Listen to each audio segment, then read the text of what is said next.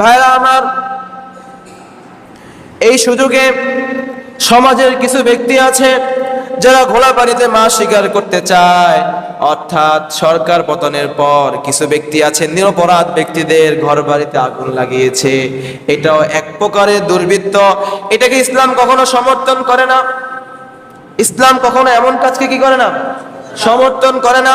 যারা নিরপরাধ, যারা মানুষের উপরে কোনো প্রকারের জুলুম নির্যাতন করে নেই, যারা এইভাবে হকের উপরে ছিল, যদি তাদের উপর আক্রমণ করা হয় তাহলে তাদের মাঝে আর আমাদের মাঝে কোনো পার্থক্য রইল না।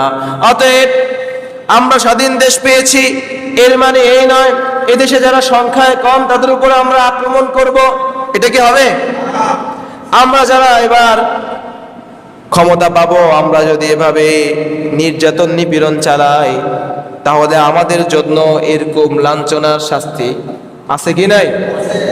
এজন্য আমাদেরকে প্রথমে নিশ্চিত করতে হবে কোনো নিরপরাধ ব্যক্তিকে কোনো প্রকারে হয়রানি করা যাবে না। এভাবে বাংলাদেশে যারা সংখ্যালঘু আছে, হিন্দু, বৌদ্ধ, খ্রিস্টান, এভাবে উপজাতি যারা আছে তাদের নিরাপত্তা আমাদেরকে নিশ্চিত করতে হবে। করতে হবে কিনা? এইটাকে খুব মনোযোগের সাথে নিতে হবে। কারণ কিছু দুর্বৃত্ত ব্যক্তি আছে যারা ছাত্র সমাজের নাম খারাপ করার জন্য, যারা এই স্বাধীনতাকে কলঙ্কিত করার জন্য এভাবে রাতের আধারে ডাকাতি চালাচ্ছে কিনা? রাতের আধারে ডাকাতি চালাচ্ছে, এভাবে নিরপরাধ ব্যক্তিদের ঘরে আগুন লাগাচ্ছে। যারা কোনো জুলুম নির্যাতনের সাথে সম্পর্ক ছিল না তাদের ঘরে যদি আক্রমণ চালানো হয়, এভাবে হিন্দুদের মন্দিরে যদি আক্রমণ চালানো হয় তাহলে আমাদের এই স্বাধীনতা অন্য অন্য দেশের কাছে কলঙ্কিত রূপান্তরিত হবে। এজন্য আমাদের দায়িত্ব এই গোটা এলাকাকে সুন্দর করে কি করতে হবে? সাজাইতে হবে। পারবেন তো ইনশাআল্লাহ? নিরপরাধ ব্যক্তিদের ঘরে কি আক্রমণ চালাবেন? যদি কেউ চালায় তাকে প্রতিহত করবেন তো ইনশাআল্লাহ? আমাদের পাশে হিন্দু সমাজ আছে, অনেকগুলো হিন্দু বাড়ি আছে, তাদের নিরাপত্তার দায়িত্ব কিন্তু আমাদের। তাদের নিরাপত্তার দায়িত্ব কার?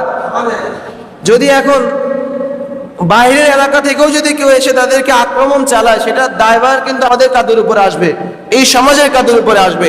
অতএব এই অমুসলিম যারা আছে, সংখ্যালঘু যারা আছে, তাদের নিরাপত্তা কায়েম করে আমাদেরকে একটা দৃষ্টান্ত উদাহরণ পৃথিবীর বুকে কায়েম করে দেখাইতে হবে। পারবেন তো ইনশাআল্লাহ?